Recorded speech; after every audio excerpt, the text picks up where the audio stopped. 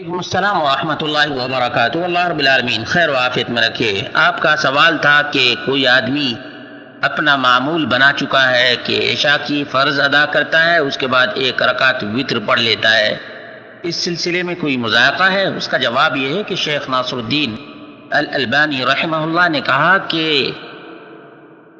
مجھے ایسی کوئی روایت نہیں ملی ہے جس میں عشاء کے بعد ایک رکعت، صرف ایک رکعت، یعنی 2 رکعت سنت پڑھنے کے بعد ایک رکعت پڑھ سکتا ہے، لیکن صرف فرض ادا کیا اس کے بعد ایک ہی رکعت وتر ادا کرنا،